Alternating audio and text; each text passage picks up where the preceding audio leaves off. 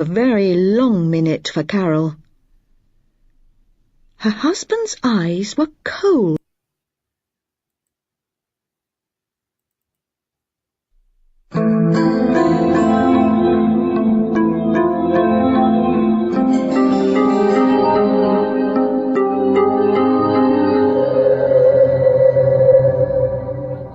Chapter 4.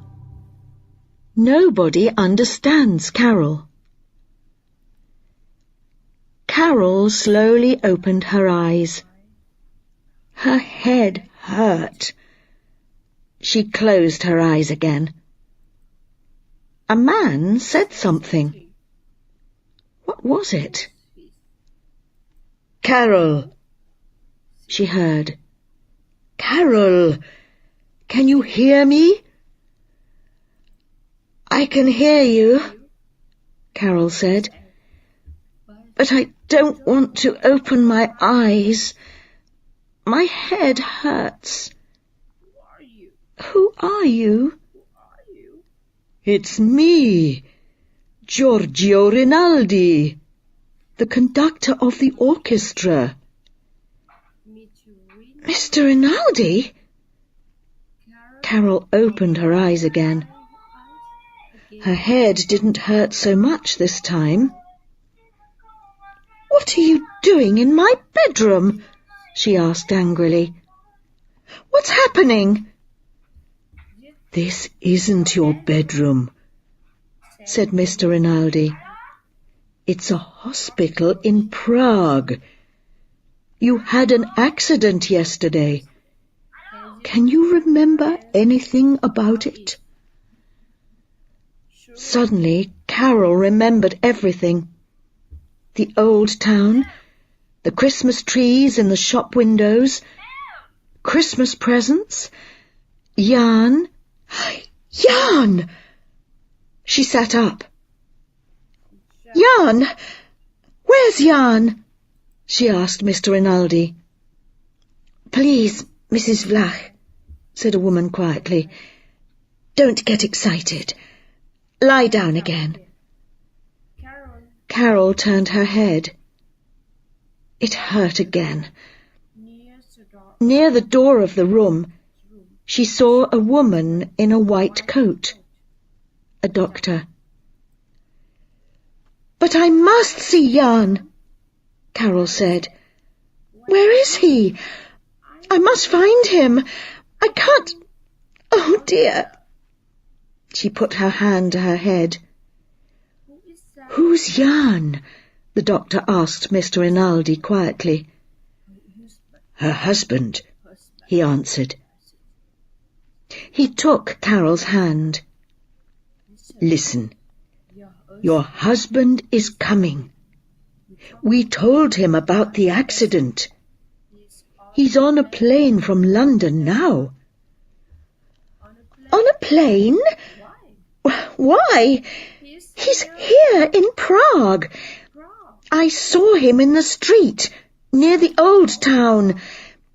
I called out to him, and he saw me, but he didn't stop. He just walked away from me.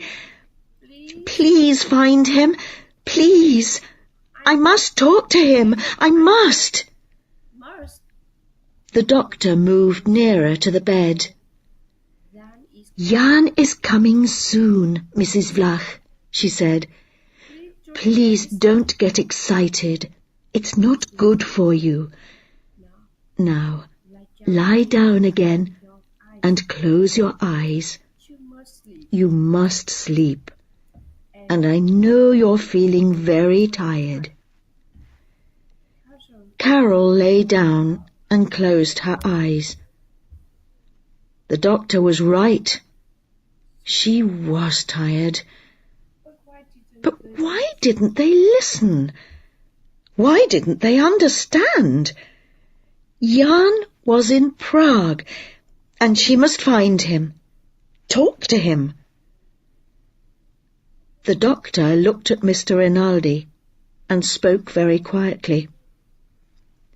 "Let's leave her now, please. She needs to sleep. You can come back later. Mr. Rinaldi and the doctor left the room. They closed the door quietly and then looked at Carol through the window in the door. "She's going to be all right," said the doctor. "She just needs to sleep for a time. There's nothing wrong with her."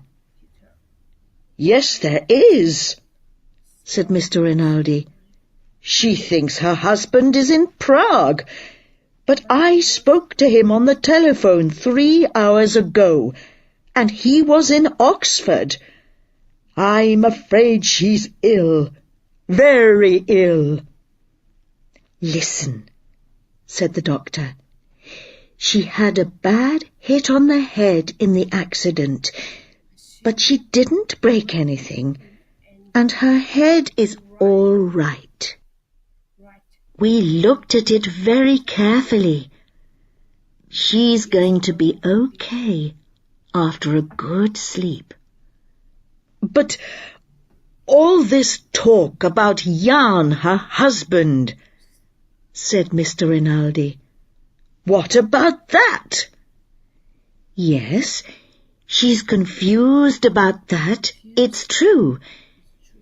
But she remembers her name, she knows you, and she understands that she's in hospital. All this is very good. Now, what about you, Mr. Rinaldi? It's a difficult time for you too, because of your concerts. I understand that. But please go away now. Eat something. Have a sleep. Then come back later this afternoon. You can't do anything now." "All right," said Mr. Rinaldi. But he was not happy. "Poor Carol," he thought.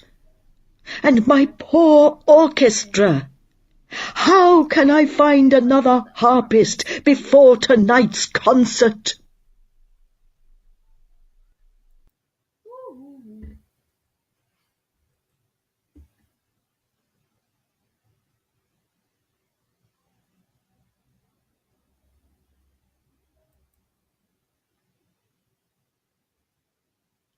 Chap4, nobody understands Carol.